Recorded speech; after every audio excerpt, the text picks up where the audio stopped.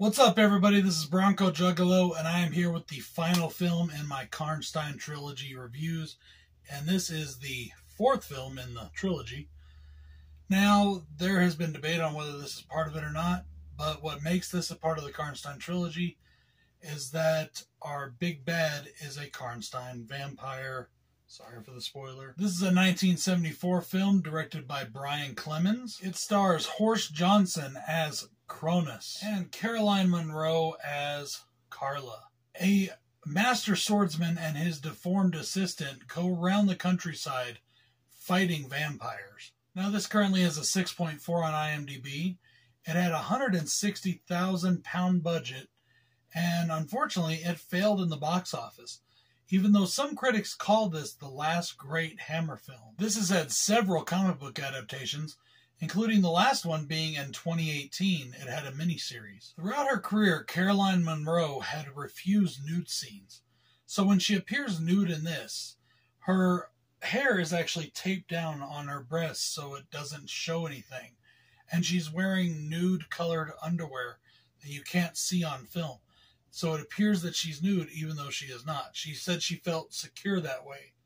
This was a rather enjoyable film, and I only have a couple cons.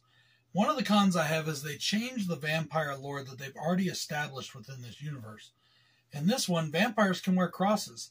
The stakes don't hurt them. Instead of a vampire not showing up in a mirror, showing its reflection in a mirror actually freezes the vampire. And I'm not sure why they did that, but it is what it is. It's still made for an entertaining movie. I just didn't think that they should be changing lore inside of an established, world. It's okay to change a lore in a vampire film, but if you've already established that this is the way something is in this universe, it should stay that way. The only other con, it's not really a con, it was just like me questioning the choice of the film. He has this blessed or cursed sword, however you want to look at it, that was forged for him out of a cross. And at the end of the movie, he throws it away. Why did he throw it away? Was he done fighting vampires? Now, this movie, if it had succeeded, was supposed to be the start of a series of films, following Kronos around. So I don't understand why he would throw that sword away. That's just me. Those are the only two things I really didn't like about the film, but overall, this film was a lot of fun. It has great action, great atmosphere. I like how the victims of the vampires are basically turned into dried husks. I really enjoy that part of it. I think that it helps to add to the almost like Elizabeth Bathory style of what's going on with them, keeping them young, so to speak. There's a Rio Bravo moment in a tavern. Bully kind of guy throws a silver dollar or whatever, a silver gold or silver coin, into a spittoon for a whore to get down on her knees and pull out, which is kind of mirroring a scene from Rio Bravo, the John Wayne film, where the bad guy throws a silver dollar into the spittoon for the drunk deputy to go and fish out. I love the forging scenes. They showed that they really paid attention to how forging was done. And I really liked the forging scenes of forging this new sword. But before he gets the new sword, he already has two swords.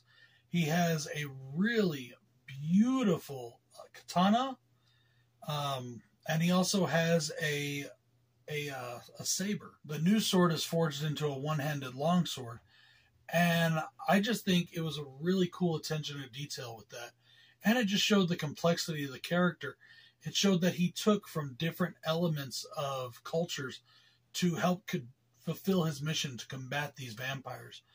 And I just really like this idea. In fact, some synopsises on this movie call him the Caped Crusader, which I found funny because that's Batman, But it showed that they were trying to go for like this action, superhero, but also gothic vampire film.